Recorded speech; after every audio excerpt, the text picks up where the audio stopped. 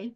I'll share my thoughts later, but let me ask you more questions. It's very Okay. interesting. So do you think we were born with critical voices in our head? Um, I don't know because I was talking to this to my mum. And I Mm-hmm. know I'm talking about personal experience a lot here, but I just randomly am. But I was talking to this about my mum the other day, and when I was a child, I was quite insecure. Mm-hmm. Like if I was playing and other people would sort of copy me and play with me, like or would show that they really want to be friends with me, I would sort of get quite insecure about it, or I was just quite insecure in general. And I remember being insecure about myself. Um, but at the same time, you also have this sort of confidence when you're a child that you never will have again, that you just like believe you can do. I don't know, I used to just believe that I could just do anything, or I don't know. I don't know. That's a really complicated question because it completely depends on your childhood Mm-hmm. and things, Okay, let's go back, rewind. Yes, Right. please. When you were born, a Yeah. baby, do you hmm think babies have critical voices in their head? No, no, Hmm. definitely not. So what happens? At which point do we start to think, I can't do it. I'm so bad. I'm a bad girl. I'm rubbish. I think when you become self-aware, Mm, because that just makes you susceptible to, well, when you're aware of yourself, you'll be aware of yourself in good and bad ways. So mm-mm. And I suppose the reason I'm asking you this because my perspective is we were not born with critical voice in our heads. hmm It's just hmm babies were doing this.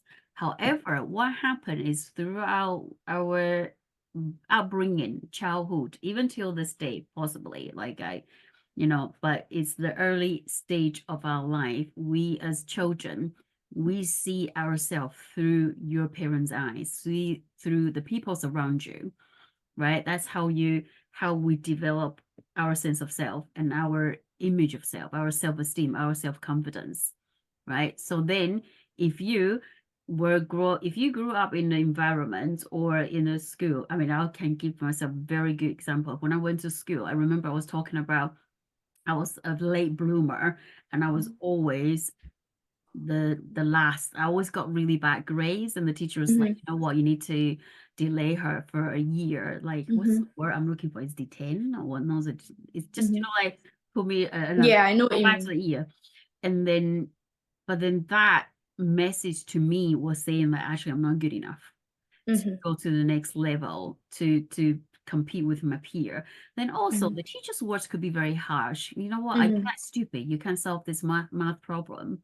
Do you remember I was hmm telling you the teacher was smacking my head when I was in my primary hmm school because I hmm couldn't solve the problem?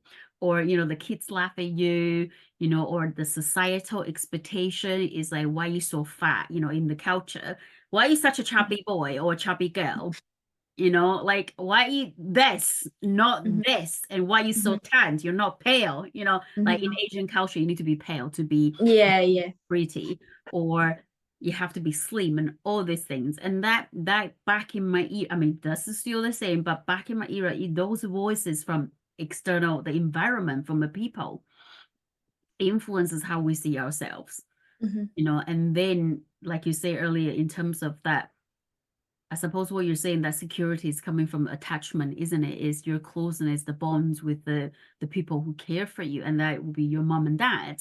How they are responding to your needs when you're a baby, when you're 2 year old, when you're 1 year old. Were they listening to your cry? Were they responding to your cry? Did they respond in the way that is right for you? Were you just hungry, or were you angry? Were you, your nappy needing changing? hmm And that is part of the development. But I'm saying, hmm what I'm saying, coming back to, is the critical voices are from the people, from the societal expectation, from the cultural expectation. It's a lot of them. And then, like you say, people project things onto us. And there's a bit about Yeah. interject, your mom will love this interjection. It's like hmm people think I am a failure, I can't do it. And then you start to think, I must be a failure and I can't do it because I can't solve this math. And Yeah. even the next math, I still couldn't solve it.